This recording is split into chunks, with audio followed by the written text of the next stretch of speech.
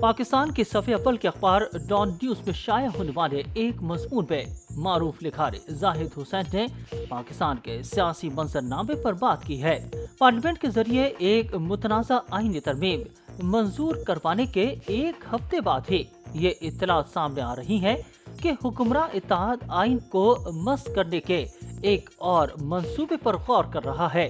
ایک اور تبدیلی جسے 27ویں ترمیم کا نام دیا جا رہا ہے، اس کی تفصیلات فی الحال سامنے نہیں آئی ہیں، لیکن گمان یہی ہے کہ متوقع تبدیلی سے حکومت کا عدلیہ پر کنٹرول مضبوط ہوگا۔ اس نئی ترمیم میں فوجی عدالتوں میں عام شہریوں کے ٹرائل سے متعلق شقیں بھی شامل ہو سکتی ہیں، جنہیں 26ویں ترمیم سے خارج کر دیا گیا تھا۔ حکمراں اتحاد آئین میں مزید تبدیلیاں کرنا چاہتا تھا، لیکن اب وہ اسے منظور کروانے کی جلدی میں نظر آتے ہیں۔ اس اجرت کے پیچھے سب سے بڑی وجہ یہی لگتی ہے کہ 26ویں ترمیم منظور کروانے کے باوجود حکومت عدالت عظمیٰ کا مکمل طور پر کنٹرول حاصل نہیں کر سکی ہے۔ اسی دوران حکمراں اتحاد سپریم کورٹ میں ججز کی تعداد بڑھا کر 23 ججز کرنے کا نیا قانون لانے کی منصوبہ بندی کر رہا ہے۔ اس مقصد کا محرک واضح ہے۔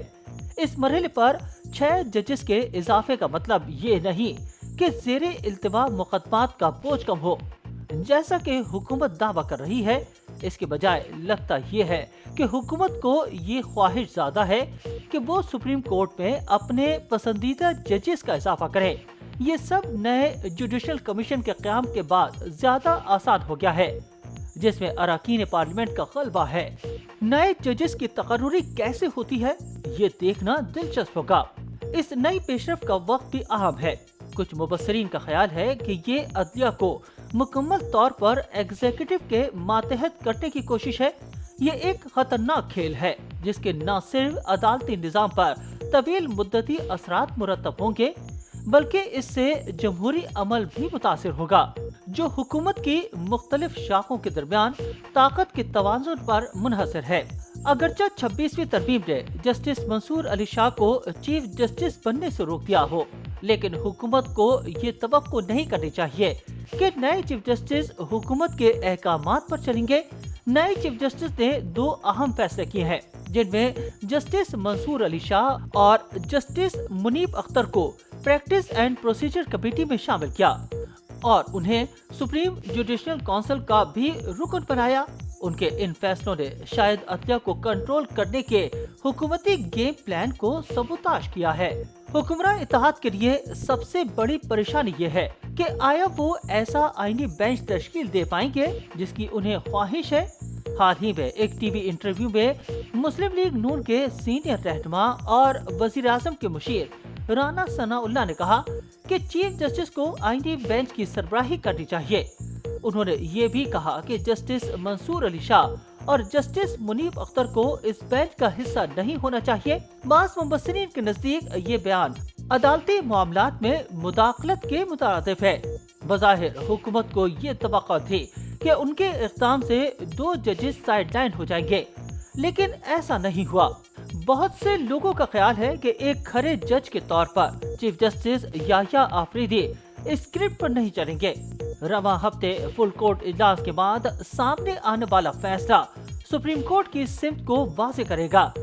اس وقت تقسیم شدہ عدالت کو متحد کرنا اور انصاف کی فراہمی کے عمل کو بہتر بنانا اولین ترجیحات میں شامل ہیں۔ عدلیہ کی آزادی کو محدود کرنے والے حالیہ حکومتی اقدامات کی وجہ سے نئے چیف جسٹس کے چیلنجز میں اضافہ ہوا ہے۔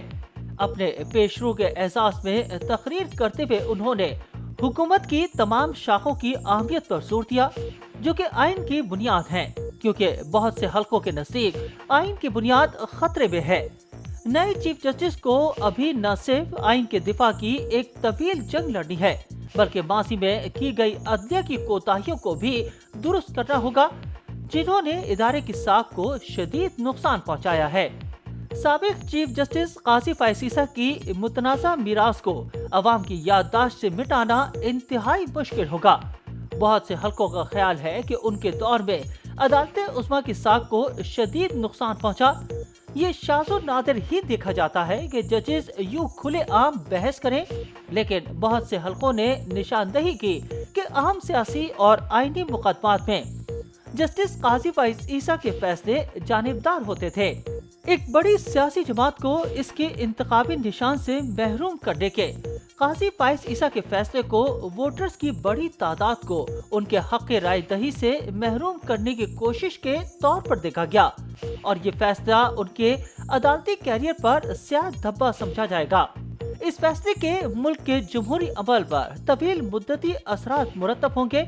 अपनी रिटायरमेंट से चंद दिन कबल उन्होंने कहा कि कौमी और सूबाई असम्बलियों की नशिस्तों से मुताल्लिक अक्सरियती फैसले की पाबंदी जरूरी नहीं।